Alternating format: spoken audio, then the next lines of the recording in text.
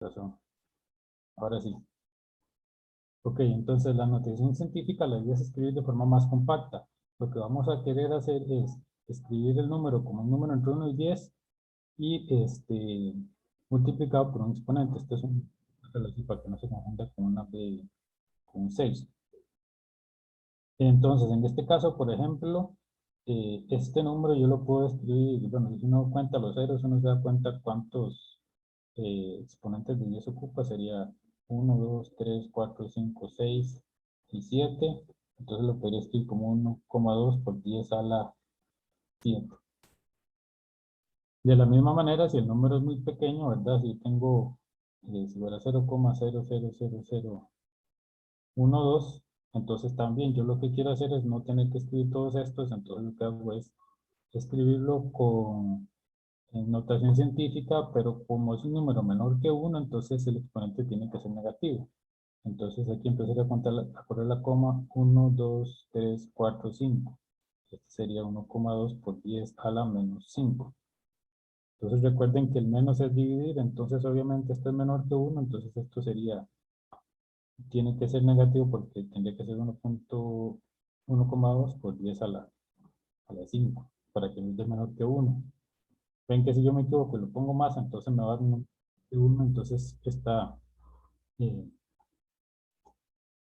es incorrecto.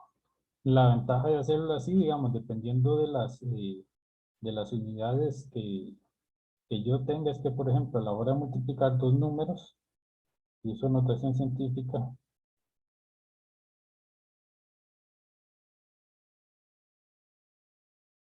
entonces es muchísimo más fácil, porque yo simplemente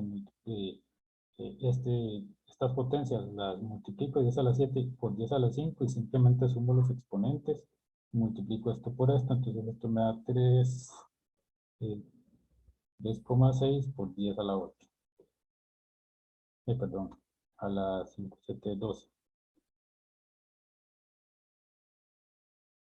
Y si fuera negativo, se resta.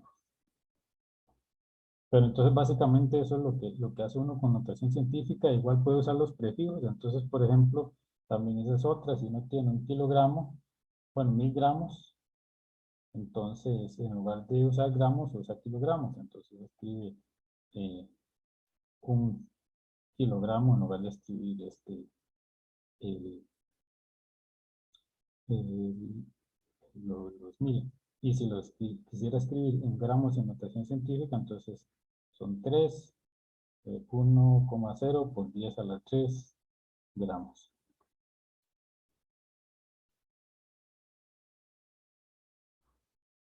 Y la otra parte importante son las cifras significativas. Entonces, aquí básicamente lo que hay son dos, digamos, dos fórmulas que ustedes tienen ahí en el libro, se las van a encontrar, entonces se las tienen que aprender para saber cuánto, cuántas cifras significativas tienen que utilizar. Entonces, por ejemplo, para la suma, la cantidad de cifras significativas corresponde a la cantidad que tiene, a la cantidad del número que tiene menos cifras significativas.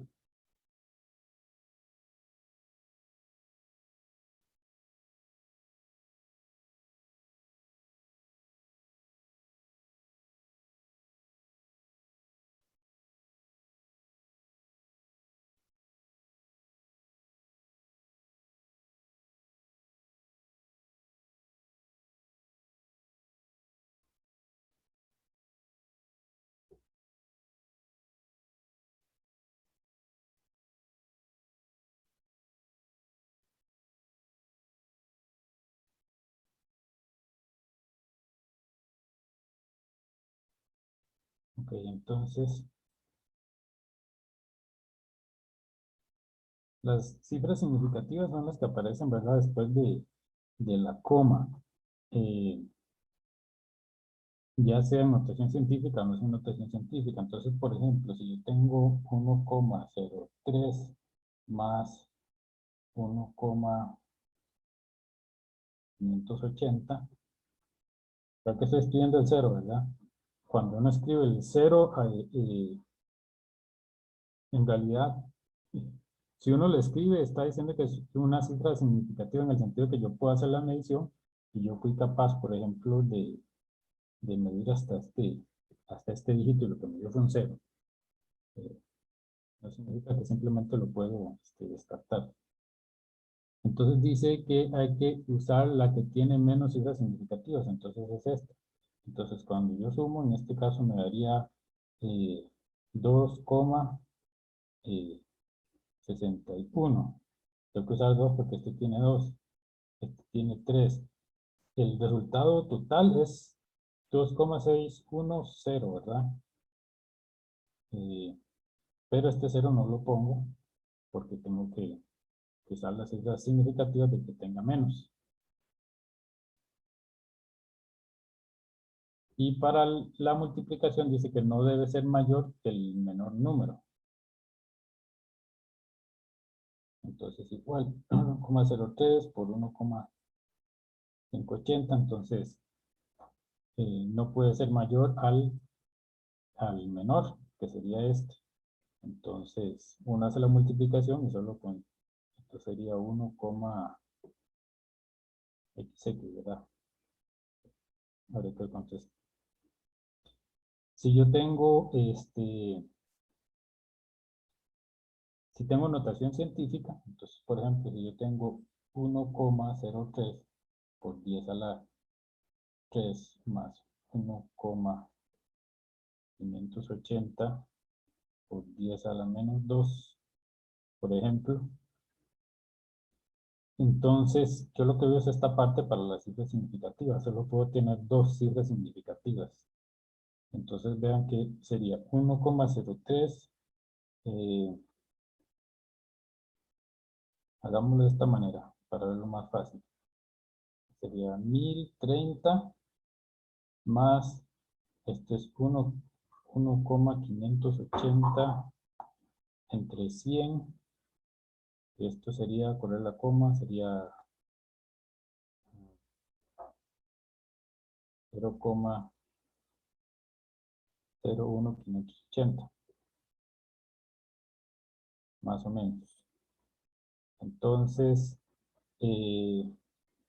vea que esto es mucho menor que 1. Entonces, cuando yo lo voy a escribir,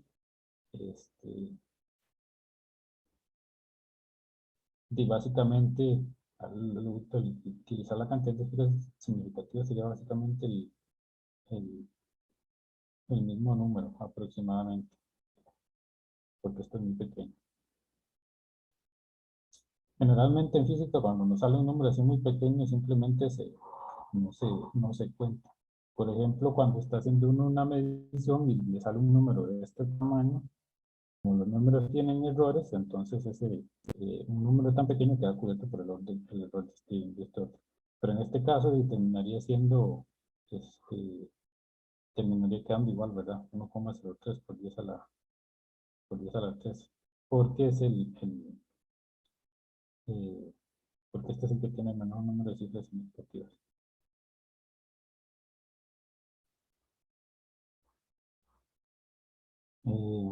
Vamos a ver.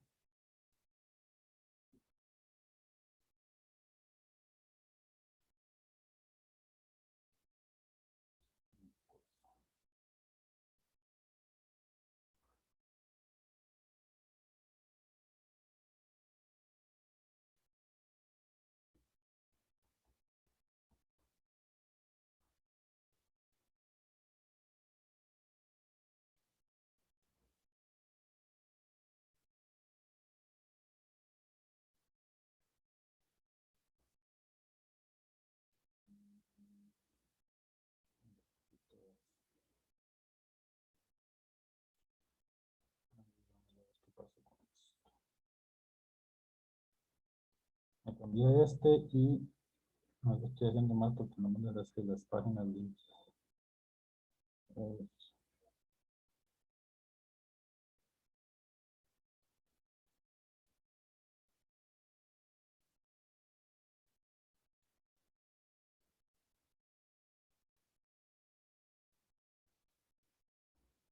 Profe, sí, Yo le iba a decir que igual si usted la pone en automático, ella misma se acomoda. Pero me está saliendo la misma. No es que me la copia, es que eso es lo que no sé. Yo lo hice un día, ayer lo estaba haciendo y yo no sé por qué me los está copiando. ¿Ve? Todas me salen igual de las páginas. Vamos a borrar una y entonces copia esa que borré, porque si no nos va a repetir toda la vida.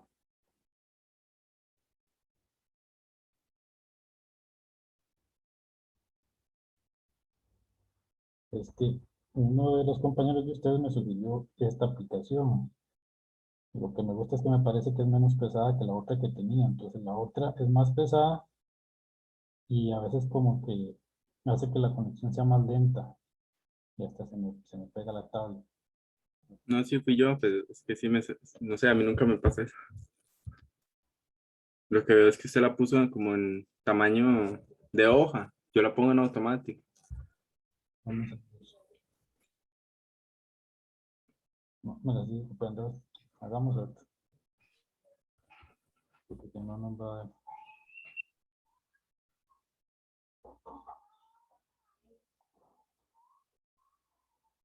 Profe, permiso. Adelante. ¿Y usted está usando la tablet para grabarse? No uso el uso de, ¿cómo es que se llama? Es Zoom.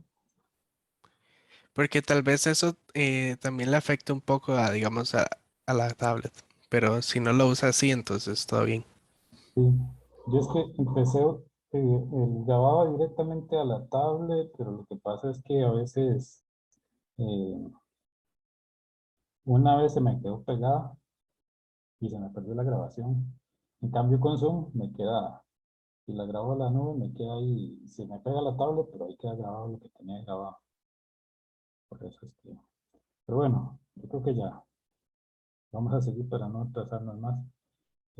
Órdenes de magnitud. Entonces, los órdenes de magnitud, eh, básicamente lo que queremos hacer es medir las cantidades en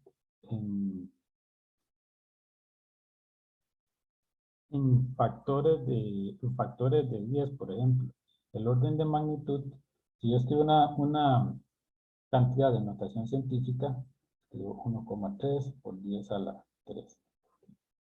Entonces, los órdenes de magnitud nos dicen eh, el orden del exponente del 10, ¿verdad? Entonces, por ejemplo, cuando hablamos de órdenes de magnitud no nos interesa tanto este factor de acá. Básicamente, el orden de magnitud es aproximar cualquier cantidad a solo el exponente. Entonces decimos solo 10 a la 3, ¿verdad?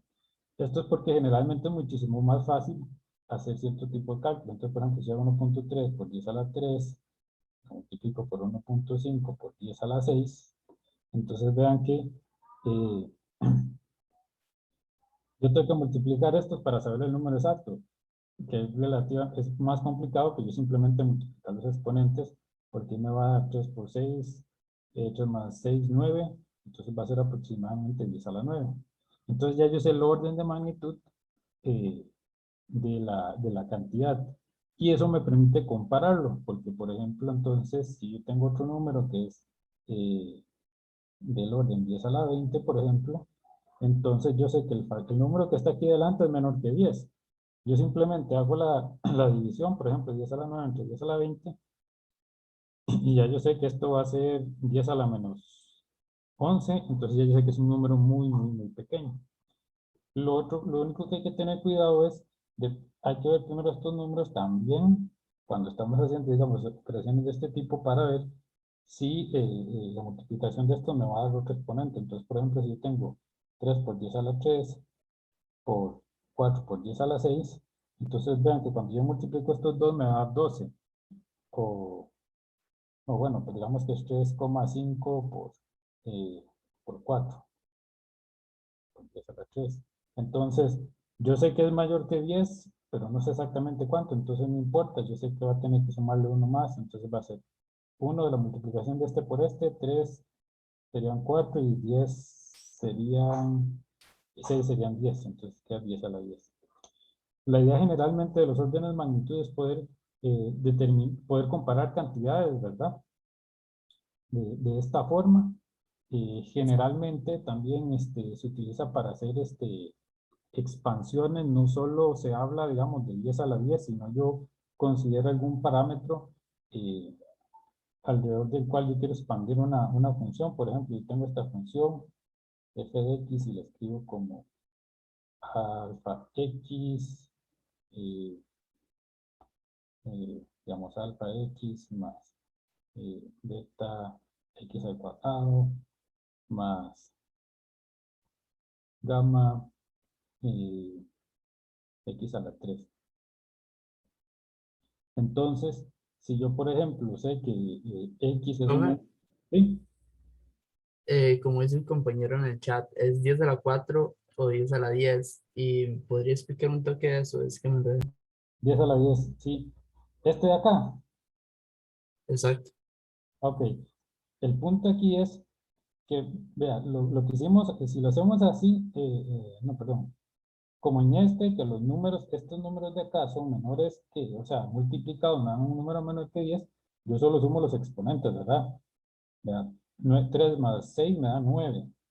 Y ya tengo el orden de magnitud de la multiplicación de esos dos números.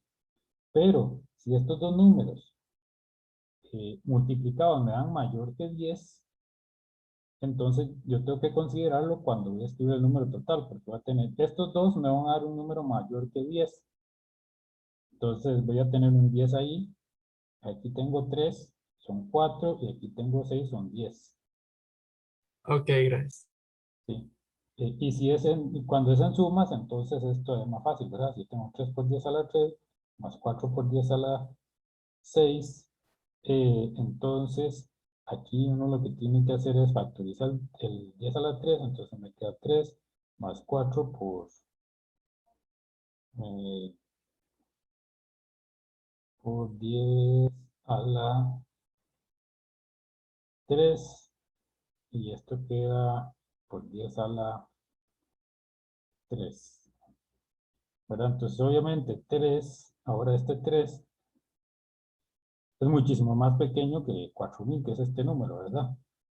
Entonces a la hora de la hora, esto sería aproximadamente 4 por 10 a la 3 por 10 a la 3. Entonces el orden de magnitud en este caso sería 10 a la 6. Ve que no es lo mismo cuando es no es lo mismo cuando es suma que cuando es multiplicación.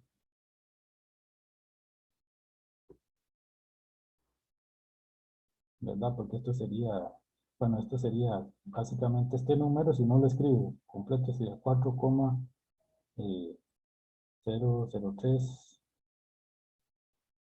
por 10 a la 3, y luego por este por 10 a la 3, entonces me terminando 10 a la 6. Podemos hablar también de órdenes de magnitud, les decía, cuando yo tengo una función, ¿verdad? Entonces aquí generalmente no va a ser de 10, pero va a ser orden de magnitud con respecto al x, ¿verdad? Entonces vea que digamos que este x sería como el 10, ¿verdad? Entonces, esto lo usamos en física generalmente para hacer expansiones y ver cuándo queremos descartar algún número. Por ejemplo, digamos que x es igual a 20. Bueno, a 2 entre 20. Se usa generalmente de esta manera.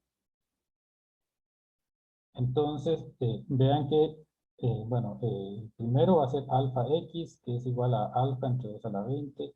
El segundo va a ser beta x, que es igual a beta entre 2 a la 20 a la 2. Como es un número menor que 1, este va a ser mucho más pequeño que este. Entonces, este le llamamos el orden 1, este le llamamos el orden 2. ¿Y qué nos quiere decir? Que obviamente cuando hacemos el cálculo de esto, bueno, esto es 1 entre 10, esto es 0,1, entonces este es 0,1 al cuadrado, el segundo va a ser 0,01. Entonces, de casualidad nos dieron términos de 10, ¿verdad? En este caso. Pero ven que este es mayor que, más grande que este. Entonces yo puedo expresar mi función y digo, bueno, yo voy a considerar solo tales órdenes porque estos ya son muy pequeños. Entonces, a este le llamo el orden 1 y a este le llamo el orden 2 en términos de mi variable, ¿verdad? Entonces, puede ser el 10 o puede ser otra variable, ¿verdad? Generalmente se usan cuando son números pequeños porque yo lo utilizo para, bueno, en muchos casos se utiliza para cortar expansiones. Y lo que quiere decir es que en muchos casos yo no necesito determinar más de lo que puedo medir precisamente.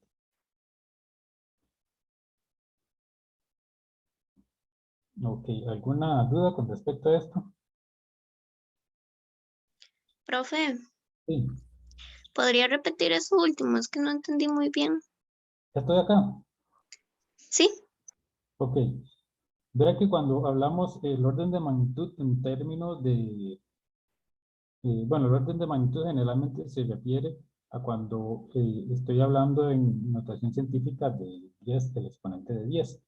Pero vea que, digamos, yo esta función yo la escribí y tengo un término que va multiplicado con x, otro va con x a la 2 y otro que va con x a la 3. Entonces, si yo lo hablo el orden de magnitud en términos de este x, entonces este, digamos, es el orden 1, este es el orden 2 y este es el orden 3.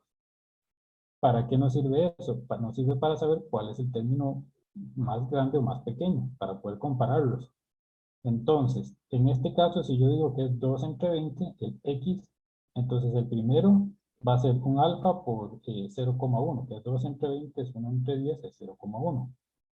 Y el otro término, bueno, este es un 2 aquí, perdón, tal vez eso causó confusión.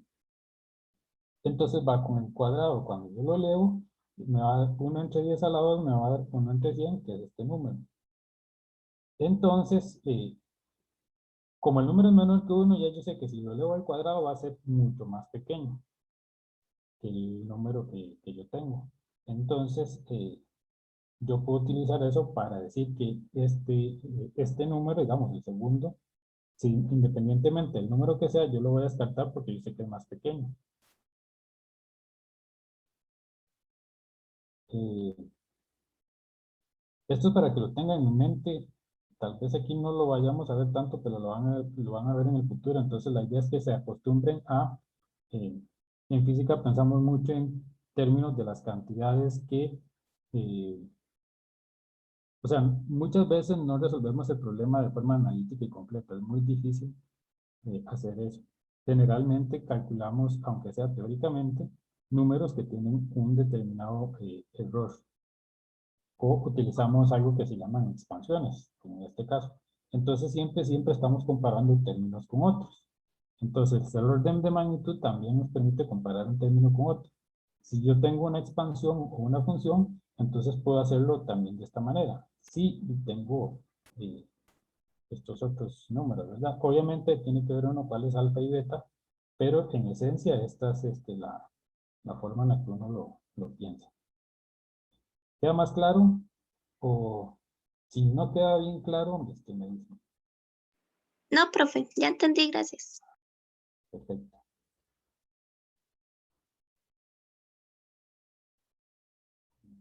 Ok. Bueno, y eso básicamente es lo que la parte de la introducción es relativamente sencillo, es algo que lo vamos a estar utilizando todo el tiempo, entonces creo que en el momento que estemos viendo algún otro tema, si todavía hay alguna duda al respecto, pues ustedes me lo dicen. Entonces, esto lo podemos ir reforzando durante todo el curso, ¿verdad?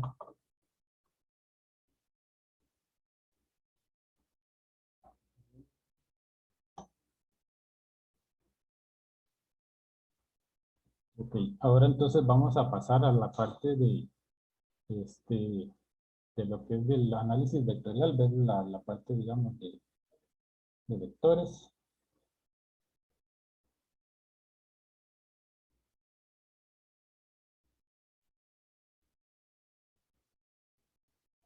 Entonces, aquí, para este curso, básicamente necesitamos definir dos cantidades básicas que son eh, escalares y los vectores. Entonces, un escalar es una cantidad que está determinada únicamente por su módulo y que tiene el mismo valor para todos los observadores. Esta es, creo que la definición del libro. Creo que no.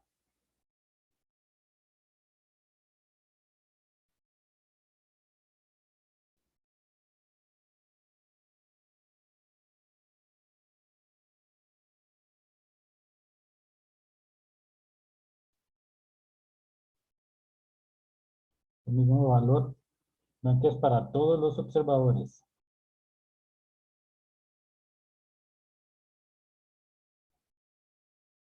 ¿Verdad? Entonces, ¿qué quiere decir esto? Y esta parte es bien importante. Entonces, digamos la temperatura. La temperatura es una cantidad que yo la defino en un punto en el espacio. Si yo me encuentro aquí en San José y veo la temperatura, por ejemplo, ahí en San Pedro, en ese punto, esta temperatura va a tener un valor dado, que va a depender de varios parámetros, digamos que X, Y, Z, alfa, un montón de cosas ahí. Pero que está definida en ese punto no depende no tiene dirección, no tiene ninguna otra propiedad más que un valor puntual específico. ¿A qué se refiere con que es independiente del observador? Que si yo estoy en San José y yo doy esa temperatura, debe ser la misma que si yo estoy en Punta Arenas y estoy midiendo o dando el resultado de la temperatura en ese mismo punto, ¿verdad? Entonces, aquí está el punto, no es un vector, simplemente estoy señalando, digamos, la ubicación del punto, ¿verdad? Entonces ve que el punto no está en mi marco de referencia, el punto no está en la misma localización, dependiendo de donde yo lo vea, va a estar más largo, más cerca, pero eso no afecta al valor que tenga el punto. Y eso tampoco significa que el punto sea constante, porque puede depender de distintas cantidades, pero no va a cambiar. ¿Qué pasa entonces, por ejemplo, vea que yo que puse X, Y, Z? Puede que dependa, que estas variables dependan del marco. Entonces, por ejemplo, si yo tengo que en la temperatura es X, Y, depende de estas variables, y es un valor, digamos que es 50, estos son variables de posición, ¿verdad? Entonces, en el marco prima, la temperatura, pongámosle prima para llamar a la que medimos con respecto a va a depender de las variables X', Y', Z', que son las posiciones, por ejemplo, pero también tiene que tener el mismo valor, ¿verdad? Entonces, si bien las coordenadas cambian, su valor no va a cambiar, que es diferente a una constante, ¿verdad? Bueno, el otro punto, esta cantidad física, bueno, es un escalar, y si yo me voy a otro punto dentro de mi mismo marco, ahí sí va a cambiar. Entonces aquí Tx1, Y1, Z1, entonces, ahora T1, entonces T1 es X1, Y1, Z1, sí puede tener otro valor que es 75, por decirlo así. En el marco prima también va a ser 75.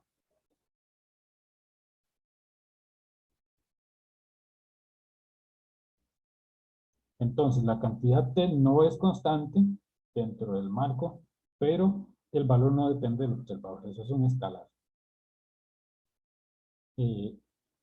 Si además de la cantidad, si además el T es el mismo para todo el espacio, en todo punto, entonces sí sería una constante. Pero si no, es simplemente un escalar. Entonces, eso lo que nos permite es, generalmente es súper útil utilizar escalares porque entonces, básicamente no importa en el marco que estemos, ese va a ser el mismo valor. Entonces, es muy, muy conveniente cuando se pueda trabajar con cantidades escalares.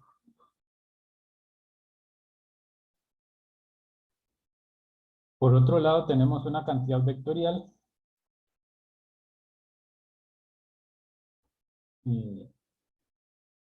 que es una cantidad que depende de su módulo y su dirección.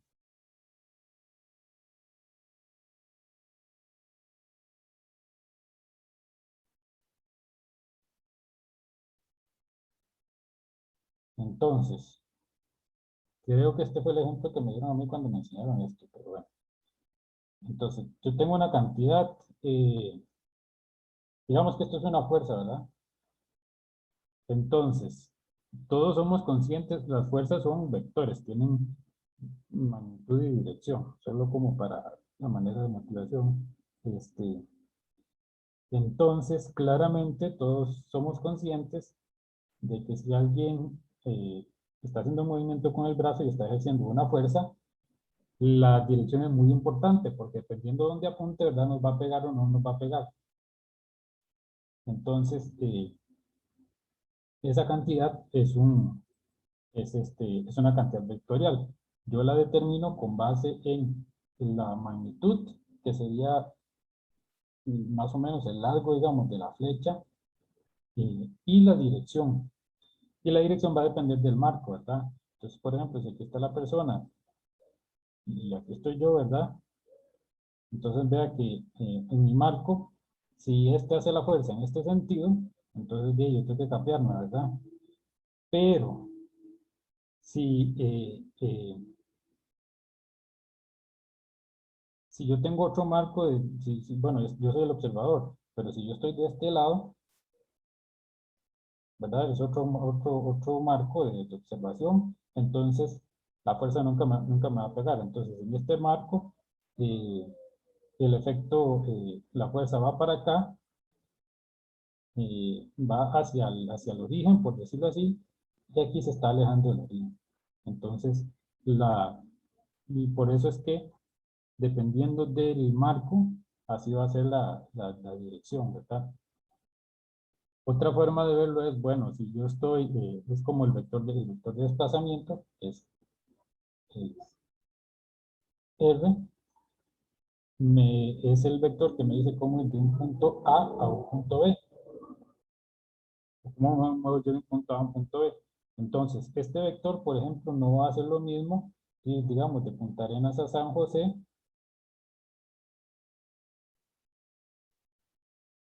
no va a ser lo mismo si de Punta Arenas a San José, donde este es nuestro marco de referencia, a que si yo voy de Cartago a San José. Entonces, eh, la dirección es importante.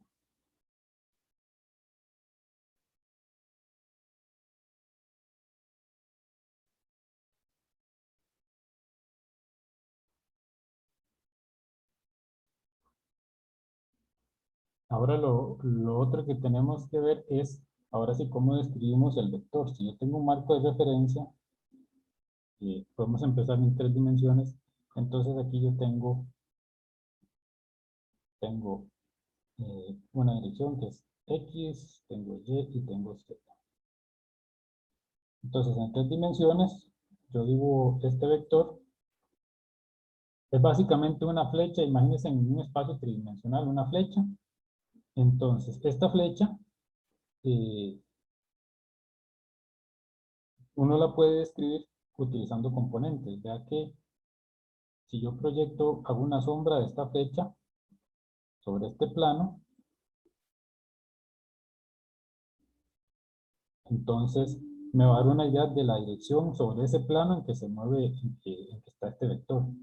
Entonces, y si yo proyecto sobre esta Z, tengo otra sombra. Entonces tengo una sombra aquí, tengo una sombra aquí abajo. La sombra de este vector, imagínense que usted pone un poco aquí. Entonces este vector hace una sombra. Esa sombra que aparece aquí, esa proyección es una componente, le llamamos, sería la componente Z. Ahora, cuando le ponemos el foco del lado de arriba, nos va a proyectar una sombra en el plano, y después, imagínense que eso es foco vector, este va a proyectar una sombra acá, y también va a proyectar otra acá. Entonces, de esa manera podemos describir el vector en términos de las direcciones que tiene nuestro marco. Entonces el vector, si este vector es A, entonces va a tener una componente que es AX, y esto quiere decir que es la sombra que el vector hace en la dirección X, AY, la sombra que el vector hace en el eje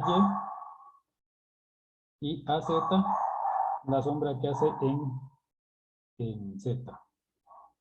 Ahora bien, estos vectores se llaman vectores unitarios. El IJK están en la dirección de X, este es el de X, el de dirección de Y, y el de dirección de Z. Vean que, por ejemplo,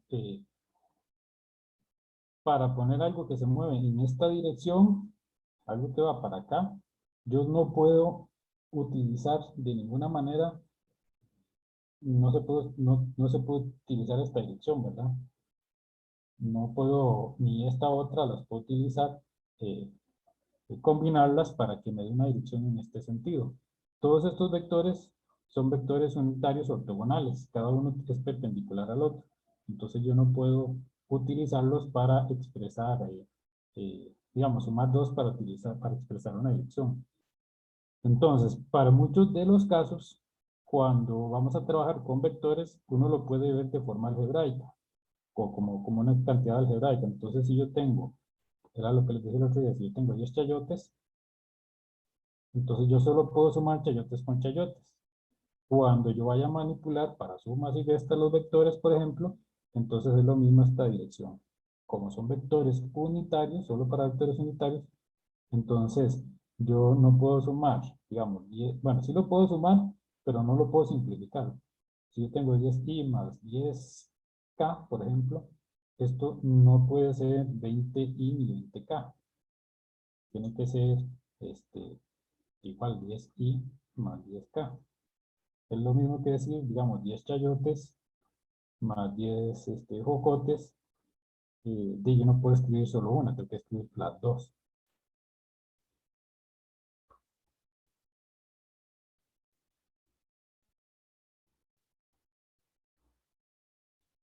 En un plano,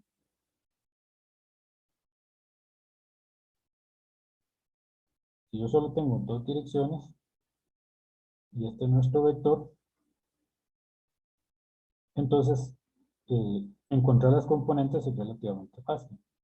Yo hago la proyección, y este es el ángulo zeta, entonces la distancia de acá a acá, se llama, es la magnitud, vamos a llamar A, entonces la componente, la sombra, y es básicamente la proyección, sería, lo podemos utilizar, lo podemos encontrar usando el coseno. El coseno es vemos que este es el X adyacente entre hipotenusa, sería el coseno. Entonces, si esto es AX, entonces eso quiere decir que el coseno de zeta es AX entre la hipotenusa, que tiene magnitud A, es A. Entonces, de ahí vemos que el AX es igual a A coseno de zeta. Y el AY, entonces, se hace de la misma manera, pero ahora la relación es el seno. Entonces, AY es igual a seno de zeta. En este caso, que es en 3D y tengo varias, entonces yo lo que puedo hacer es, aquí tengo un ángulo phi y aquí tengo un ángulo zeta. Entonces, lo más fácil para empezar es proyectarlo siempre en un plano 2D, definir el ángulo y a partir de ahí calcular las componentes. Por ejemplo, aquí en Z también, bueno, cambiamos aquí así para no confundirnos. Aquí en Z,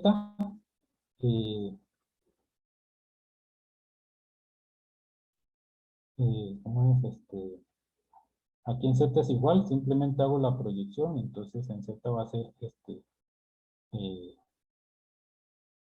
a Z se va a ser A coseno de zeta, por ejemplo. Bueno, ahí para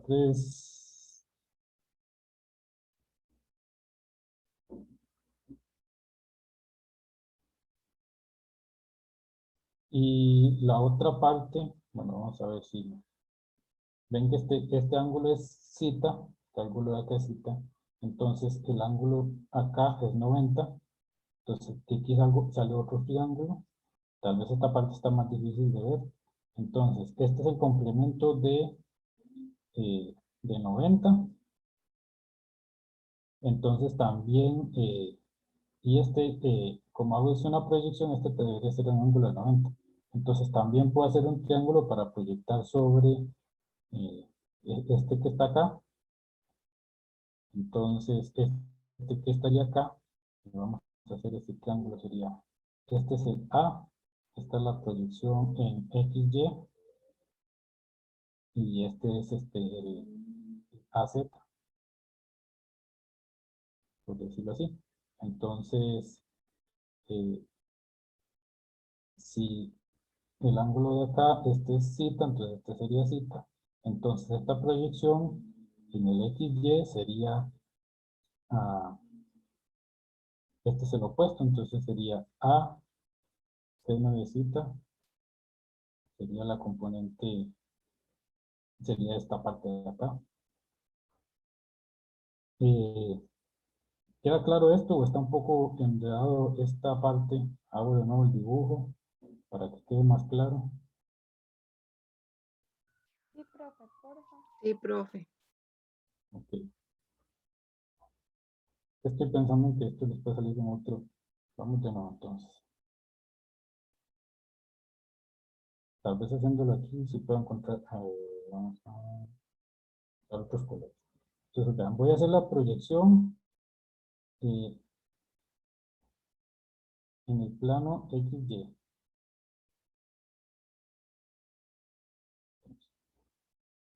XY, Z. Cuando yo proyecto siempre lo hago de manera que se me haga un ángulo recto, ¿verdad? Entonces cuando vean que tal vez me faltó decir eso. Cuando yo proyecto esta línea llega y es un ángulo recto con lo que interseca, ¿verdad? Entonces eso quiere decir que digamos, este triángulo de acá, este de acá, debería verse así.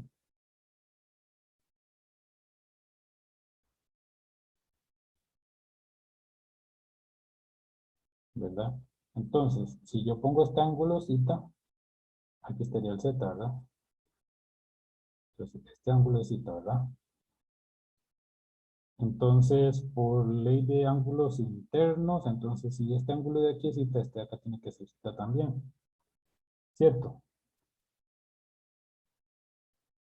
Bueno, eso puede ser que a uno se lo olvide, ¿verdad? Que no se puede. Pero bueno, los ángulos internos quieren decir que si este mide zeta, este también tiene que medir zeta. Esa es una ley que entonces este mide zeta. Entonces eso quiere decir que esta parte de acá me diría que sería AXY, tiene que medir, tiene magnitud A, sería A seno de zeta, y esta de acá sería básicamente la proyección en Z, entonces la Z sería igual a coseno de zeta.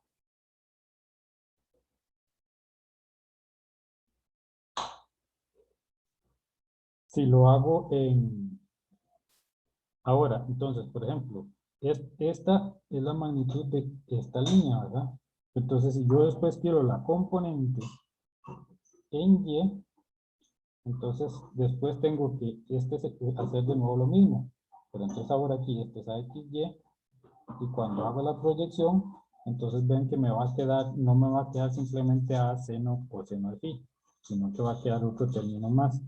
Ahí entonces sería el AX, este ángulo va a ser 90, digamos que este es phi, entonces este sería el coseno, entonces sería AX, ya la componente sería el AXY, que es el de este acá, coseno de phi. ¿Queda más claro? O todavía cuesta asimilarlo un poco. Profe, nada más, esta segundo que hizo es por, digamos, si el vector estuviese abajo.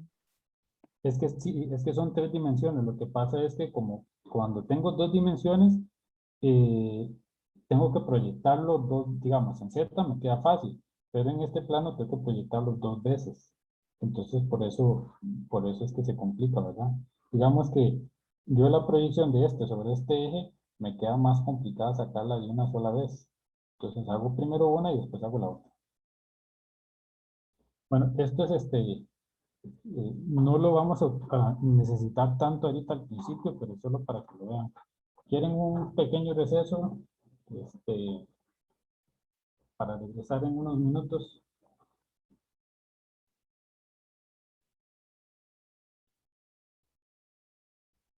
Me dice que... Por mí sí.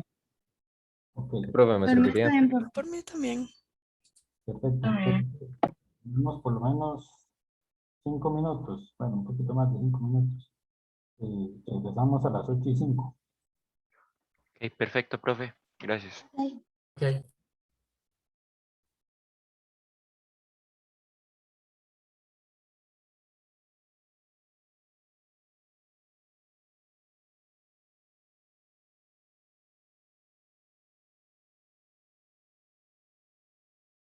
Sí, tienen razón. Ok, entonces lo que les decía, aprenderse de memoria esto, tienen que manejarlo bien, bien, bien. Eh, eh, y para sacar la magnitud, básicamente, es la raíz cuadrada de cada una de las componentes, ¿verdad? Cuando es en 2 dimensiones, se ve fácilmente por Pitágoras que la magnitud es el cuadrado de estas dos. Cuando es en 3 dimensiones, entonces es la suma de las tres. Y si es en n dimensiones, simplemente se suman los cuadrados de todos las componentes normales entre sí. Entonces, esta es la definición para la magnitud. Para la suma de vectores, entonces, en la suma de vectores, se hace lo que yo les decía, ¿verdad? Si yo hago A más B, entonces siempre, siempre los vectores los tengo, como tengo que dar dirección, tengo que utilizar un conjunto de vectores unitarios ortonormales. Aquí usamos el I, que es en J y K, que es para la dirección X, para la dirección Y, para la dirección Z. Entonces, a la hora de sumar vectores, es como yo les decía, ¿verdad? Cada vector unitario es como si fuera una variable o una letra separada. Entonces, cuando yo voy a sumar, solo sumo los que son iguales. Entonces, si esto es AXI más AYJ más AZK, y esto le sumo BXI, BYJ más BZK, entonces tengo que sumar los que son iguales, ¿verdad? Gráficamente, eh, básicamente la suma de vectores la obtengo poniendo los dos vectores seguidos, ¿verdad? Tengo inicio final y luego inicio final. Entonces, imagínense que, por ejemplo, para yo ir digamos, si yo hago de Punta Arenas a Cartago, ¿verdad? Si yo paso por San José, entonces vea que yo voy de Punta Arenas a San José y luego de San José a Cartago y ve que básicamente eso me da esta flechita. Dice la suma, ¿verdad? Si digamos que este es A y este es B, entonces este es A más B. Una forma que se utiliza para sumar los vectores es construir un paralelogramo. Entonces, básicamente se continúa, se trazan líneas paralelas, una paralela a, este es A y este es B, trazo una paralela B y una paralela A, y desde donde salen, trazo una línea, y entonces este va a ser A más B. ¿Por qué eso es así? Porque vea que es básicamente como si yo pusiera este vector de acá, que lo pusiera aquí arriba, entonces me quedan las puntas seguidas. Y para la resta es parecido. Eh, para la resta podemos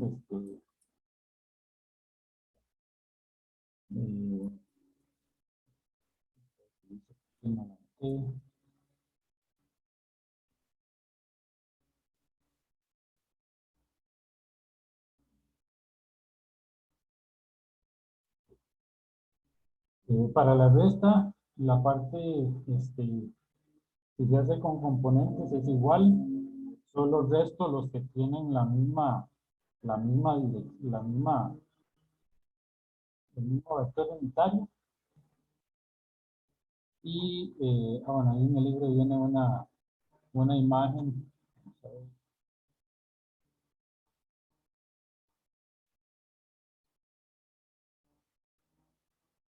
Pues está en el capítulo 3. Tiene una imagen, si no me equivoco, una imagen gráfica.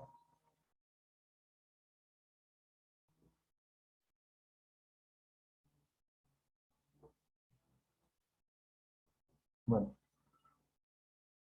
eh, si yo hiciera, por ejemplo, el B en sentido opuesto, el B negativo,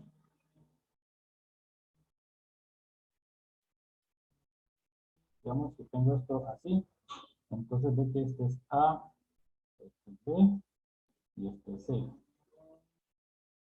Tengo A más B es igual a C.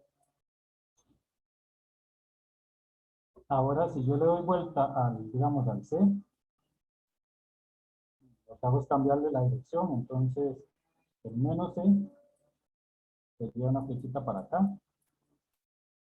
Entonces, en este caso, yo tendría A más B es igual a menos C. Y aquí yo puedo...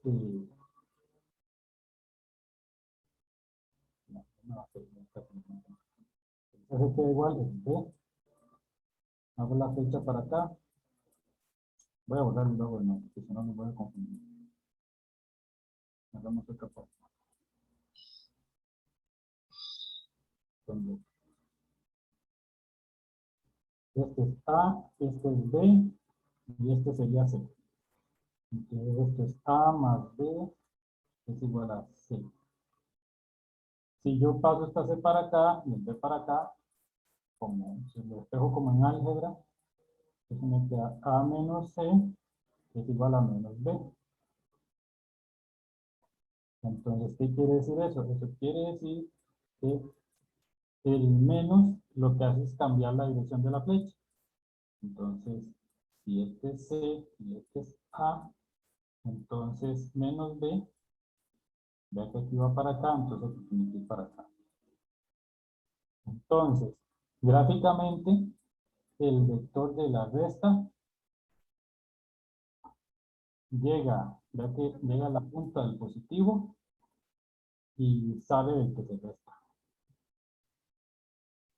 Una pregunta, ahí como bueno, queda menos C, ¿no se le cambia la dirección del C también? No, porque ve que aquí mantuve la flechita, aquí mantuve la dirección. Ah, ok, está bien, gracias. Entonces voy a hacerlo de nuevo. Eso es como para justificar. Vea que yo tengo A, yo tengo B. Entonces la resta es, perdón, C. La resta es este. Lo voy a llamar B' para distinguirlo. Entonces ve, este triángulo, ¿cómo lo leo yo? Entonces yo leo, ok. El A tiene que ser positivo porque es donde se juntan las dos flechitas. ¿No? Y se juntan las dos. Entonces el A es positivo. Y luego el C es negativo porque se conecta con el inicio del D o del resultado.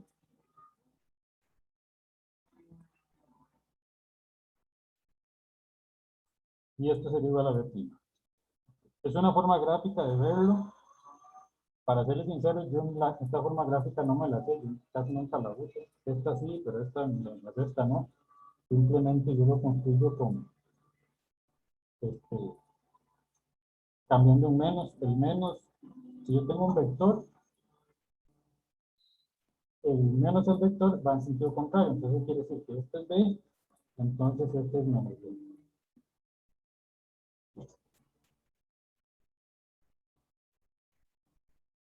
Ok, no se escucha mucho ruido de fondo.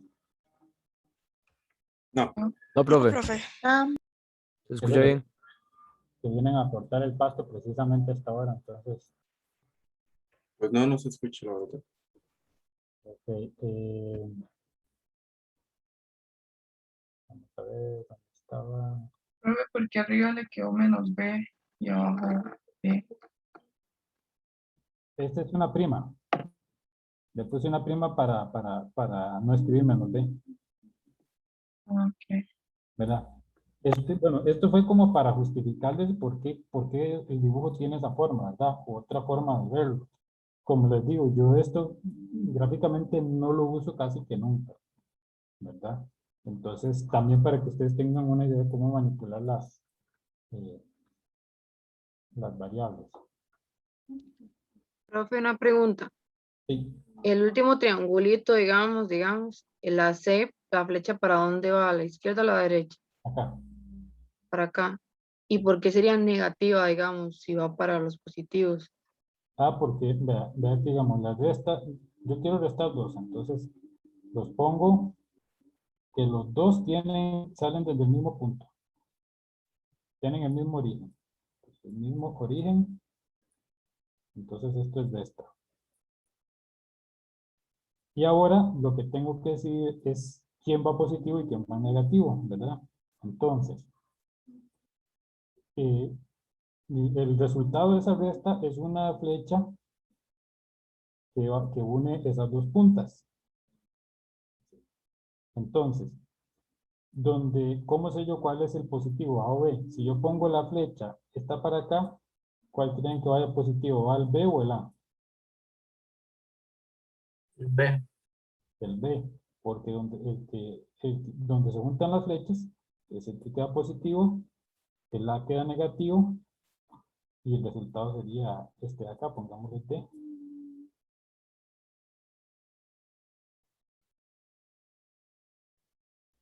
Eso lo pueden practicar un poquito más digamos, en la casa.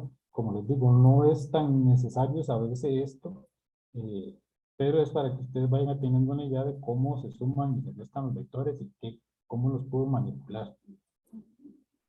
Profe, permiso. Cuando Adelante. uno le da vuelta a ese B a menos B, ¿el ángulo también pasa negativo o no? El ángulo, eh, el ángulo no cambia, ya que el dibujo sigue siendo el mismo. Ahora, si usted de repente lo que está pensando es en el producto escalar, que eso es otra cosa. ¿Es así o me equivoco? Sí, en el producto escalar, básicamente. Ok. Bueno, lo otro que puede pasar es,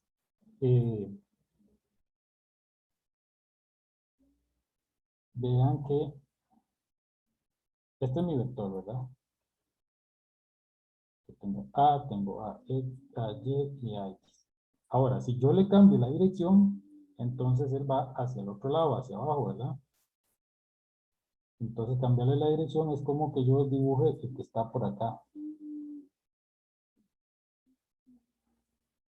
Entonces, eh, uno podría decir, el seno, uno sabe que el menos, si yo tengo seno de cita, esto es igual a, no, menos seno de cita es igual a seno de menos cita, ¿verdad? Entonces, en ciertos casos usted piensa que puede cambiar el ángulo, ¿verdad? Entonces, por ejemplo, este es A y este es menos A. Entonces yo podría decir, si cambio el ángulo de signo, pero en realidad no es necesario. Vean que en este va a tener, la magnitud va a ser la misma, pero entonces va a tener, el A va a ser AX y menos más AYJ. El negativo va a ser menos AX y menos AYJ. Entonces, y el AX es, qué sé yo, A coseno de cita, esto es AX, y el AY es igual a seno de zeta. Pero entonces ese menos yo lo que hago es que no lo incluyo en el seno, sino lo incluyo, digamos, como en esta parte. Entonces, si es por ese lado, tampoco cambia, sino que uno lo incluye lo incluye en la dirección, aparte, no lo incluye en el ángulo. Ahora sí, vamos a ver rápidamente el producto escalar y a veces empezamos a hacer unos ejercicios un poco más complicados. El producto escalar se define, o el producto punto, de los vectores es básicamente multiplicar cada una de las componentes, AXI más AYJ más AZK, con BXI más BJ más BZK. Entonces, esto lo que hago es multiplicar componente por componente, X con X, Y con Y y Z con Z. Y se suman, entonces queda AX BX más AY BY más AZ BZ.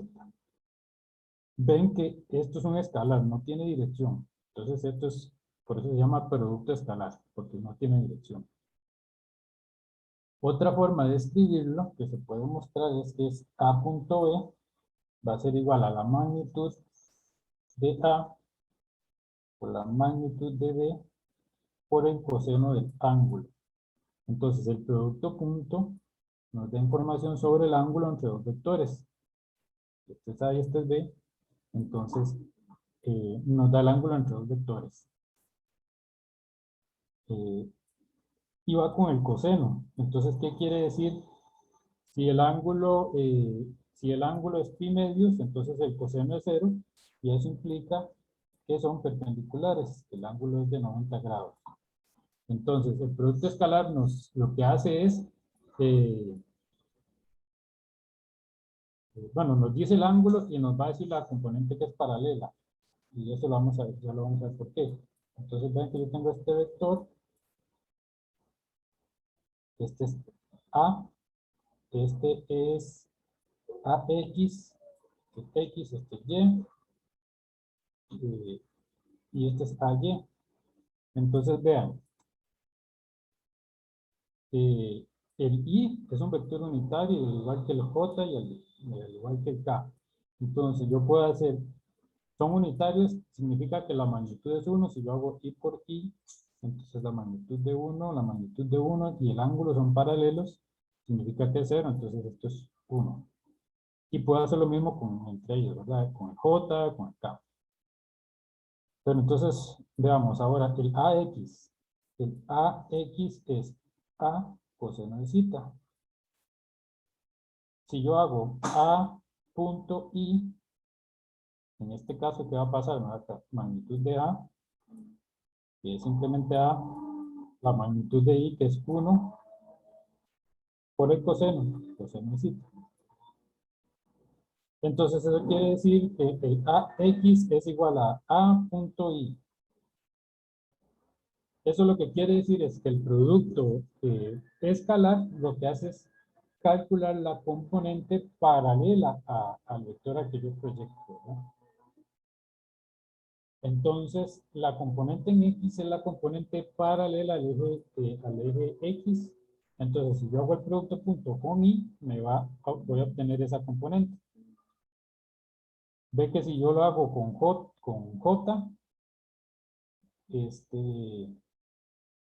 entonces me va a quedar la componente Y. No me puede sacar la componente perpendicular porque la componente perpendicular va a dar 0. Entonces con este no se puede. Solo la componente paralela o la proyección. Entonces eso quiere decir que si yo tengo, por ejemplo, A punto B, y si son perpendiculares, si es igual a 0, entonces significa que A es perpendicular a B. Si son paralelos, tienen la misma dirección, que el coseno es 1. Entonces eso implica que A punto B es igual a la magnitud de A y a la magnitud de B.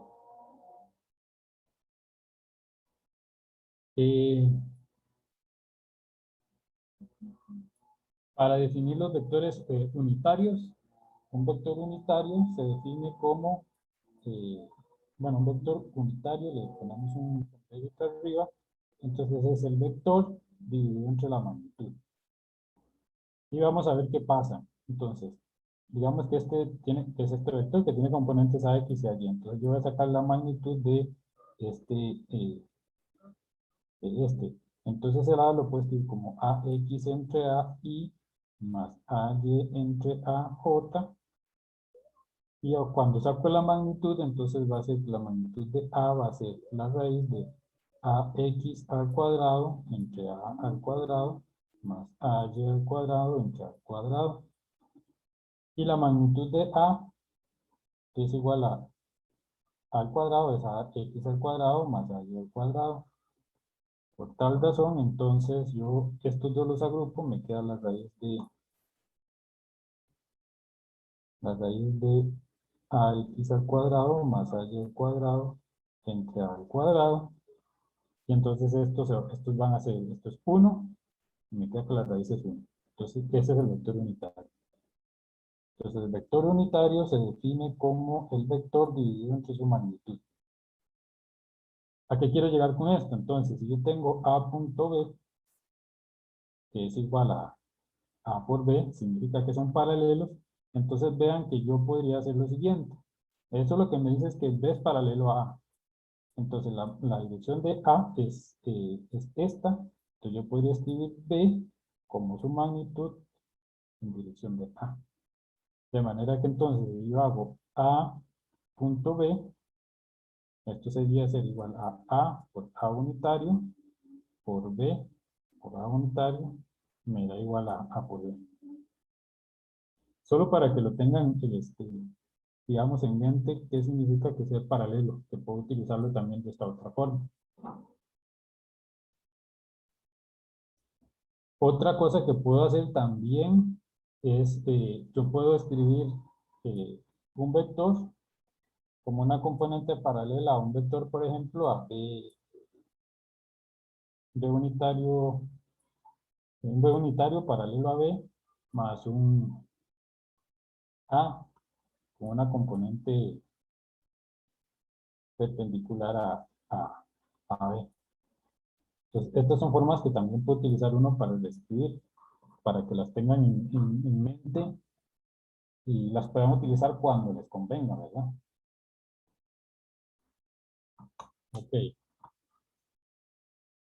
Bueno, tenemos 20 minutos, vamos a ver qué tanto podemos hacer de ejercicios.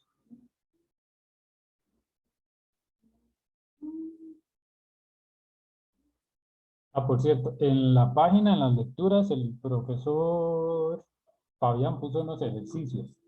Él trabaja dejando los ejercicios para que los estudiantes los traten de hacer antes de la clase.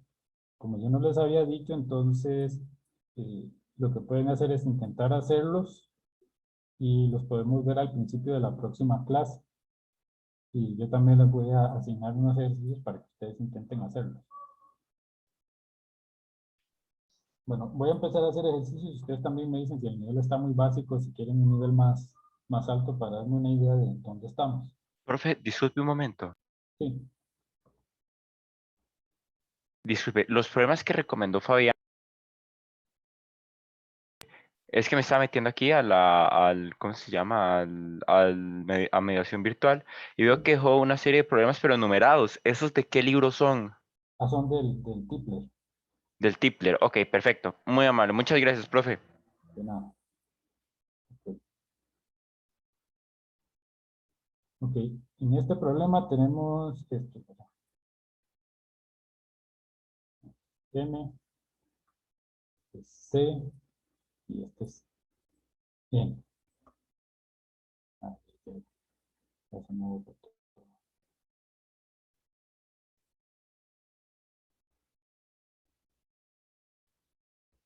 Entonces, bueno, nos dan esto. Que este punto es la mitad de este segmento. Y bueno, digamos que tenemos, vamos a tener la distancia, lo que es BC. Pues, este segmento tiene una distancia dada. Vamos a tener MC y así sucesivamente. Entonces, la idea es encontrar los siguientes vectores, el OA, el AC, el CB, el BO, el OC y el BA. Y tenemos dos vectores unitarios, ¿verdad? Tenemos el I y el J. Entonces aquí, bueno, básicamente vemos que el OA es fácil, el OA sería, lo tenemos que escribir en términos de vector unitario, sería la magnitud. El largo de esta parte sería OA con I, el OB, el que no viene, si yo tengo el O, ¿dónde está? El AC va a ser AC con J. Y entonces, por ejemplo, si yo ahora quiero el O, entonces está muy sencillo. Si yo quiero entonces el OC, no, sí, es así, el OC, entonces yo puedo hacer la suma. Sumo este de acá con este de acá, me va a dar el OC, que es desde O, llegó hasta C.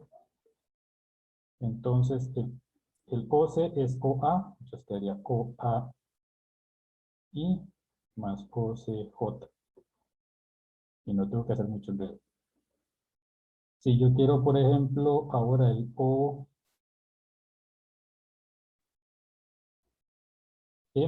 entonces igual el OM quedaría entonces OB, J sería este de acá, y BM, sería BM, I. Y también puede hacerlo uno, vean que por ejemplo, podemos calcular el BC,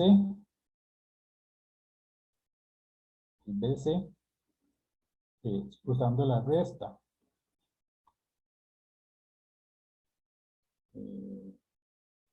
El BC podemos hacerlo usando la resta, entonces yo puedo a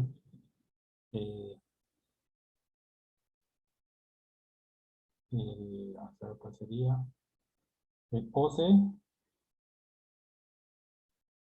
que es este de acá, a ese le resto el A, el OB, entonces, ¿verdad?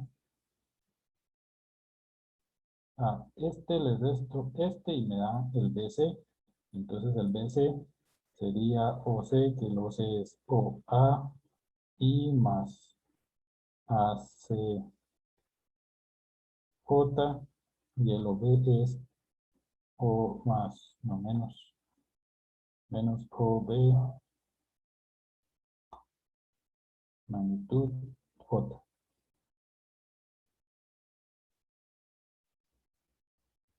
Ok, muy sencillo el problema, medio enredado, confuso. ¿Cómo lo ven? Profe, yo es que no entiendo muy bien cuándo poner la J y cuándo poner la I realmente. Ok, perfecto. Entonces,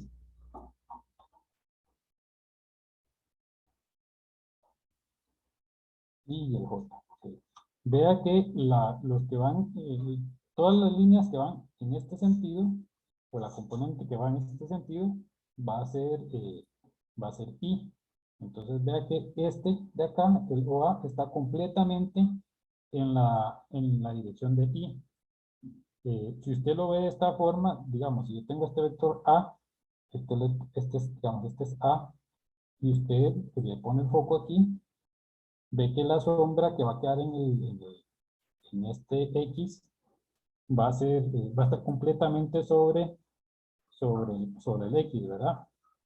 Entonces, si el vector tiene magnitud A, entonces yo sé que A va a ser su magnitud y la dirección va a ser I, porque está totalmente sobre este eje. Ahora, en el caso de, si yo tengo otro por acá, entonces que está completamente paralelo a ese vector, entonces sería con J. La forma de verlo también es, cuando son completamente paralelos, eso significa que es, que digamos, A punto I es igual a A. Entonces, cuando este es el caso, entonces es lo mismo que decir AI punto I, esto es igual a A. Entonces, por eso es que los que son completamente paralelos, yo les puedo poner la dirección del I. En el caso del C, vea que este OC, el OC tiene dos componentes. Va a tener una paralela, que va a ser esta de acá, y una perpendicular, que es esta de acá. Voy a dibujar de nuevo esta acá. Este es OC, y este es OA, y así. OA, y este es así. Entonces ven que como este está en la dirección Y, la sombra del OC en el eje X es OA. Entonces va a tener esa componente en I. La sombra en J va a ser esta parte de acá, va a ser AC, y va a ser la componente en J. Esta es otra forma también de escribir el vector en componentes. Yo escribo la sombra, ¿verdad? Eso me da la magnitud y le pongo la dirección del vector. ¿Queda más claro? Sí, profe, gracias. Ok. Profe, Sí. a mí me quedó una duda con la de la resta. No la entendí muy bien. Creo que es la última. La resta. Vamos de nuevo entonces.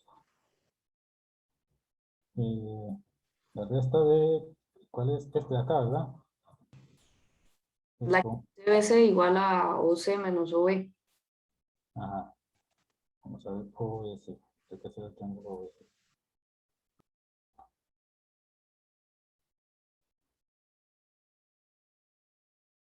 O, este es P, este es C. Ok. Entonces, hagámoslo así. Entonces la pregunta es, ¿qué quiere? Si uno quiere de B a C, digamos, de B, C. Ok, entonces eso significa que la flecha va para acá. Entonces la resta es, recuerde que es positivo, es el que se juntan las flechitas. Entonces, ¿cuál va positivo aquí? El C, este de acá. Entonces queda OC, sería menos OB.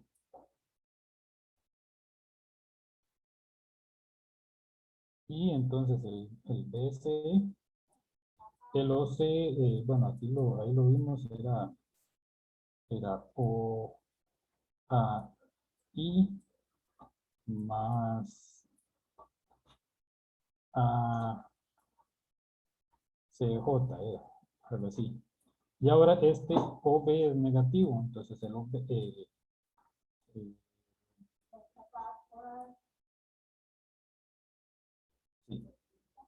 el OB es negativo, entonces es este pedacito de acá, sería menos OB, la magnitud, y la dirección sería J.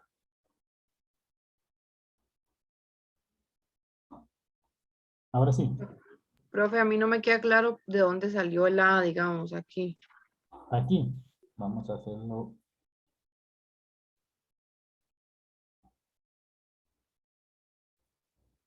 O, B, C, aquí tengo un A. Entonces este es OA y este es AC. Este es J y este es I. ¿Más claro? Sí, sí, ahora sí, profe, gracias.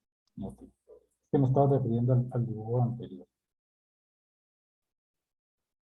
Bueno, nos quedan pocos minutos, entonces vamos a hacer uno un poquito poquito más interesante y tal vez más como el nivel de lo que ustedes esperan. Creo que la próxima clase vamos a hacer más ejercicios para asegurarnos de que todo está claro. Entonces, por ejemplo, este ejercicio dice, muestre que el ángulo entre las diagonales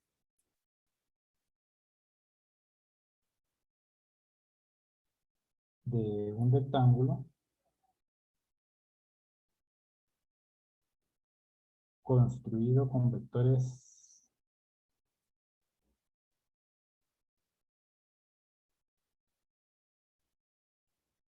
A y B perpendiculares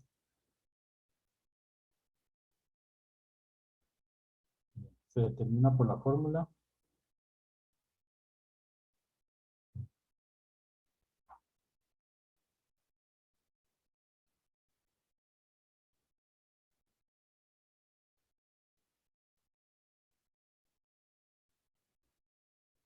que es coseno de phi es igual a más menos a al cuadrado menos b al cuadrado entre a al cuadrado más b al cuadrado. Ok. Profe, ¿ese ejercicio a dónde viene? Este viene de un libro que me encontré de ese que les digo, que les voy a compartir. Es un libro ruso. El Irodov, profe. No es otro. Es que el Irodov es de más de física. Entonces busqué otro que tuviera parte de esta parte de álgebra. Perfecto. Sí. Es Entonces, que, sí. no, es que yo estaba buscando ese libro, pero no lo encontré por internet. No, yo los tengo por ahí. Es que estos días lo que he estado haciendo es buscando libros y buscando precisamente esta parte para ya compartirles.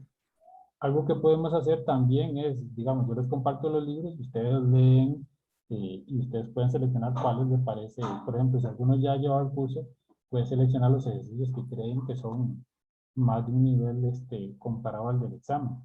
Entonces así eh, podemos decidir en qué ejercicios enfocarnos.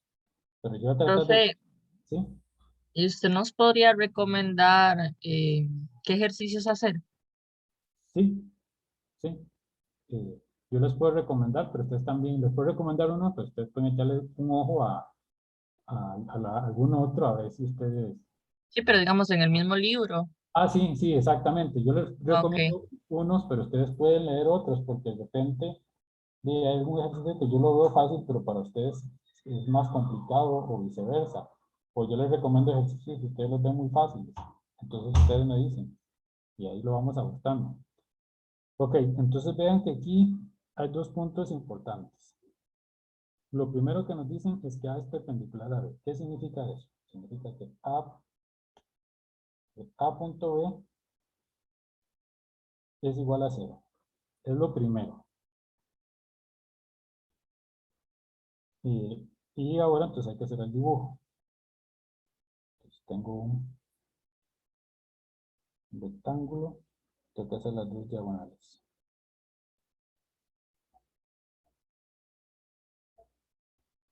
La dirección no importa. Y vea que bueno, este ángulo de acá, pues no importa, digamos, yo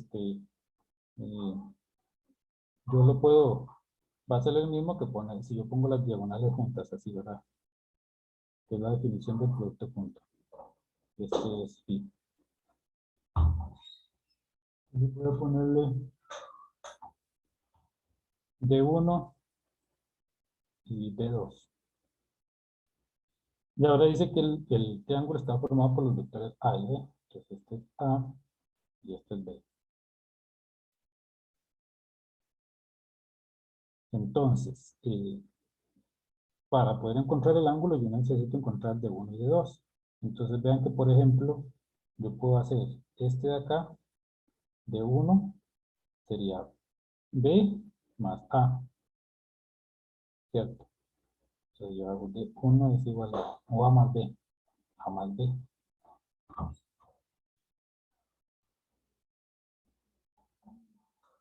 Y ahora Si yo quiero encontrar D2, entonces D2, este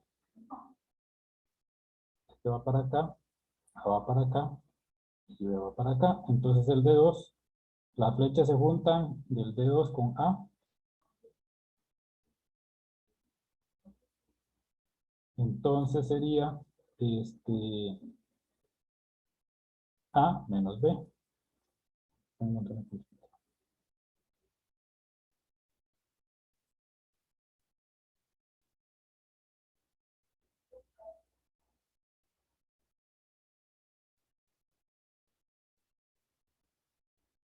Ok, ya verán. Aquí tengo D1, D2, perfecto. Y ahora lo que quiero es el ángulo, entonces ¿qué tengo que hacer? El producto punto. Entonces tengo D1 punto D2, ese va a ser igual a la magnitud de D1, la magnitud de D2 por el coseno de phi.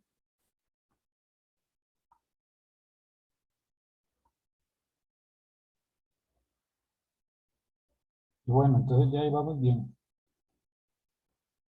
Ahora sí, ¿cómo obtengo yo la magnitud de D1? Entonces,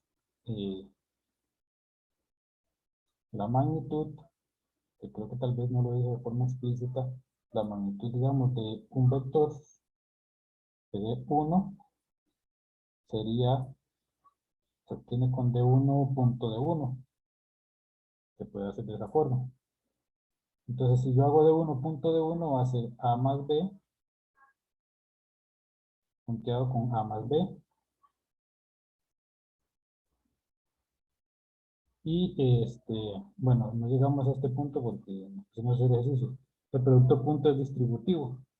Entonces, cuando yo hago el producto escalar, yo lo hago como una multiplicación algebraica, pero mantengo el punto. Entonces, eso quiere decir que esto es A punto A más B punto A más A punto B más B punto B.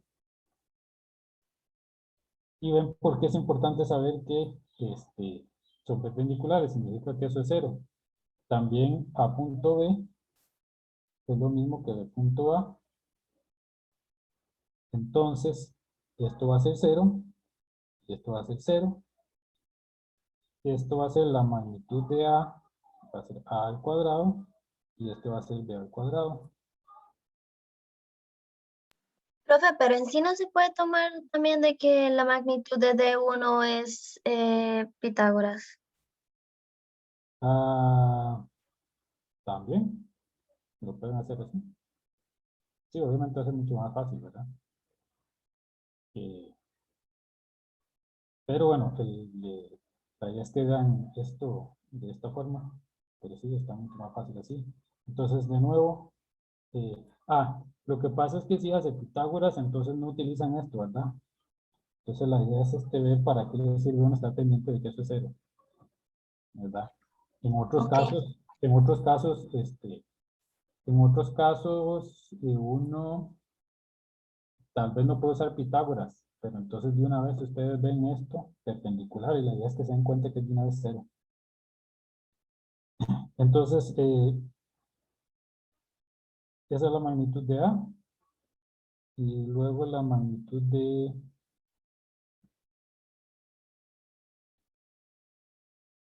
vamos a ver, la magnitud de B, de D2 es, entonces quedaría A al cuadrado, D2 es igual a A al cuadrado menos B al cuadrado.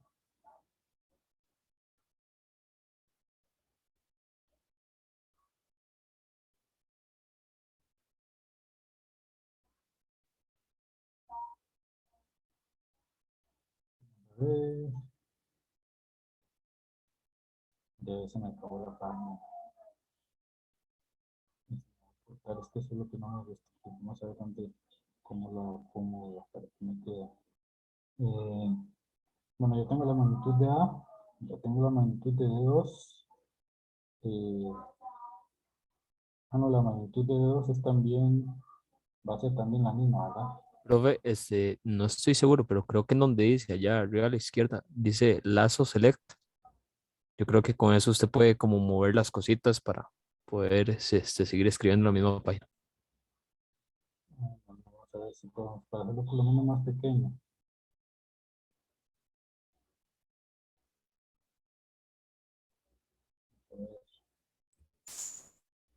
Sí.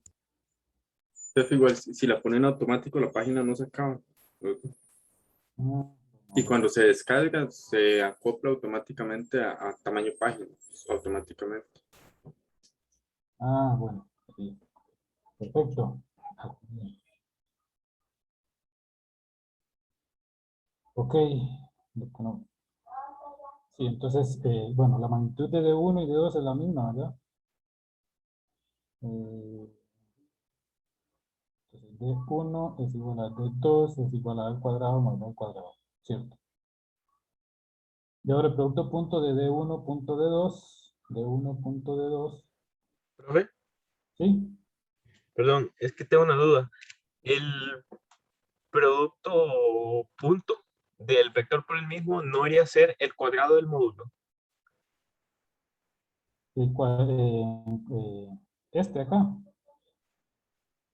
Ah, eso que ese método que está usando usted para sacar el módulo, que multiplica el... Ah, es que usted puso que era el módulo y no el cuadrado. Exacto, exacto. Ese es el. Bueno, es que aquí, esto sería así, ¿verdad? Los dos son iguales. Entonces, D1, D2 es igual a al cuadrado más B al cuadrado. ¿Ok?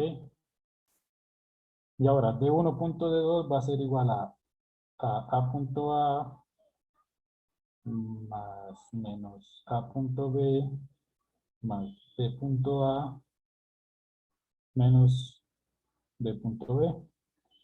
Esto es 0. Esto es 0. Entonces esto es A al cuadrado menos B al cuadrado. Entonces, D1 punto D2 es igual a D1 D2 coseno de phi. Y ahora sustituimos o despejamos. Coseno de phi es igual a D1 punto D2 dividido entre D1 D2. Y esto es igual a al cuadrado menos B al cuadrado dividido entre A al cuadrado más B al cuadrado. Aquí les puse yo que era más menos y les puse que es más menos. Este más menos que uno pone aquí es porque pueden ser paralelos o pueden ser antiparalelos. Eso quiere decir que yo pude haber puesto este vector en este sentido, entonces me hubiera dado un menos. Eso es lo que significa el más menos. Pero el ángulo, la magnitud del ángulo va a estar dado por esta fórmula. ¿Qué les parece este ejercicio? ¿Les parece que tiene un nivel bien, muy fácil?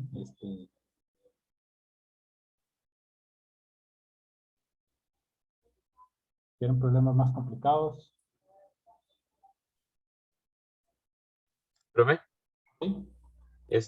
Pero entonces, al final, si no se me ocurre de un solo la propiedad del producto punto por el mismo vector para conseguir el módulo, sí puedo terminar usando el teorema de Pitágoras, ¿verdad? Sí, bueno, en realidad uno siempre para el módulo siempre usa Pitágoras, ¿verdad? Siempre usa Pitágoras. El producto punto, bueno, aquí yo lo hice con el módulo como ejemplo, ¿verdad? Pero cuando uno se tiene que acordar es que va a multiplicar a los dos. Pero trate siempre de acordarse de cuando usted ve,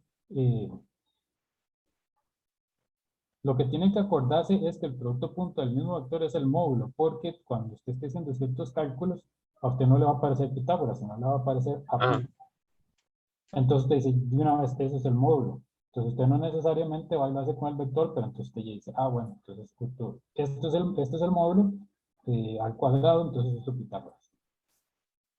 Entonces tiene que visualizar eso y, por ejemplo, también saber que el producto punto me da el ángulo y que si es si se multiplican da que si son perpendiculares de acero. Ok. Ahí tengo otros ejercicios, pero ya no nos da tiempo. Entonces, la próxima clase vemos lo que es el producto cruz y podemos ver más ejercicios. Yo les puedo dejar los ejercicios que tenía aquí seleccionados, ustedes los intentan hacer y entonces me dicen, si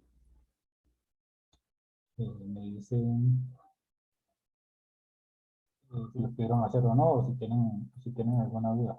Yo, como les digo, estoy buscando un nivel un poquito más elevado para tratar de que estén bien preparados. Igual, si los veo muy fáciles, me dicen y nos saltamos lo que ustedes consideran muy sencillo y hacemos lo más, un poquito más avanzado.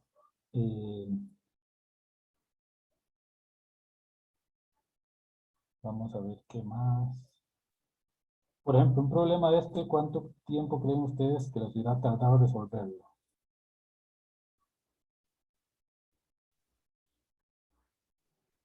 En este momento un montón, sí. Diría que con los temas estudiados de un poquito más de lo que se duró. Ok, entonces, Sí. ese es precisamente el punto. La diferencia, digamos, entre, digamos, que yo lo hago y ustedes es que uno ya tiene la experiencia, ¿verdad? Entonces, la idea de que ustedes practiquen es que desarrollen esa experiencia porque a la hora del examen, por lo que he visto, se espera que resuelvan las cosas relativamente rápidas, ¿verdad? Entonces, como recomendación, muchas cosas hay que sabérselas de memoria para no dudar y no perder tiempo en eso, ¿verdad?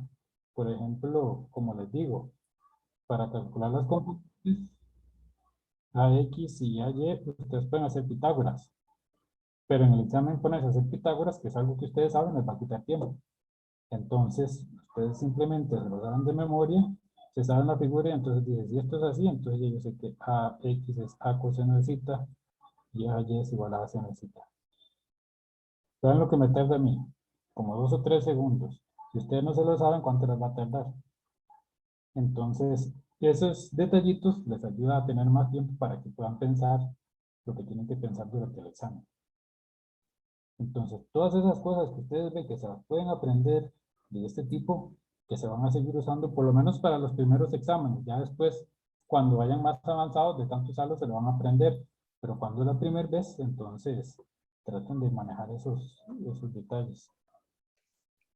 Profe, por cierto, quería, no sé, darle una propuesta, porque en una clase, en un curso yo lo había hecho, bueno, lo había hecho el profesor, de que nos asignaban un ejercicio, no sé, a algún estudiante, y que ahí en un tiempito de la clase la persona lo exponía, entonces así nosotros, o sea, usted veía cómo la persona lo interiorizaba y también, no sé, los otros compañeros podían ver el hecho de no sé, como estilo motivación de como, ok, el compañero lo pudo entender bien y lo explicó. Y sí, o sea, obviamente el estudiante le mandaba al profesor ya el ejercicio resuelto y ahí lo veía, entonces ponía al estudiante en sí a explicarlo. Sí, me parece bien. Si ustedes quieren participar, yo por mí mejor. De hecho, yo pienso que es muchísimo mejor. Y bueno, en realidad me sorprende que tanto se estén uniendo a la clase porque no son muchos los que se unen a veces a la clase. Entonces, por mí, a mí me parece bien. Entonces voy Eso a... podría hacerse una vez por semana, profe, Sí, o las dos clases. sí. Pienso que una vez También, por semana estaría bien. ujú. También podemos habilitar un espacio donde también algún compañero, si resuelve un problema y lo quiere compartir para que lo discuta también. Ve que hay distintas formas de hacer un mismo problema, ¿verdad? Entonces, si resolvemos algo y alguno tiene otra idea, también es bueno que la comparta para que todos tengan más herramientas para resolver, ¿verdad? Porque a veces, este, En ciertos casos, si uno tiene solo una herramienta, en ciertos casos termina jodido porque a veces esa herramienta es la más complicada. En ese sentido me parece bien. Podemos hacer un ejercicio y tal vez otro compañero, si tiene alguna idea en el momento que lo están haciendo, entonces también nos puede compartir. Sí, de hecho eso estaría muy bien. Como que, por ejemplo, si yo hago un problema, se lo puedo enviar a usted por correo y haya alguna carpeta en mediación donde usted como que los vaya subiendo. Sí, sí, me parece bien. Siempre hay que, digamos, más que todo ahora uno tiene que sentarse a hacer hacer el álgebra, todos de pasarlos. Si ustedes ven una solución de un problema y la entienden, bueno, lo que yo hacía en particular es, si yo veía una solución, dejaba el problema y después intentaba hacerlo sin ver. ¿Qué pasa? A veces pasa que a uno se le olvida y uno no se acuerda. Y uno entendió en el momento, pero a la hora de resolverlo, después sin ver no lo puede hacer. ¿Y qué sucedía en muchas clases? A veces un profesor le dejaba un problema que hizo en la clase, lo dejaba en el examen, y uno lo entendió en la clase, y después no lo puede resolver en el examen. Entonces, ¿y cómo queda uno? Y es muy difícil llegar a reclamar cuando el profesor resolvió en la clase y uno ya no se acuerda. Entonces, a veces, si ven alguna solución, es bueno dejar un tiempo y después intentar hacerlo sin ver. Y si uno ve que no lo resolvió bien, entonces algo falló. Sí entendí, pero algo no entendí bien. Algo pasó. Entonces, corregir. Pero bueno, no los atraso más. Voy a tomar en cuenta lo que dijo la compañera y voy a ver si podemos abrir un espacio donde puedan compartir, donde se puedan compartir soluciones o material. Profe, luego, ¿va a subir estas anotaciones? Es que no tuve tiempo de copiar una parte de un problema. Entonces, ¿qué? Sí, Ok, la- perfecto. Bueno, entonces quedamos así. Gracias, profe. Gracias, profe. Gracias, profe. Bueno, Gracias. profe. Gracias. Bueno, profe, muchas Gracias, gracias, muy profe. amable.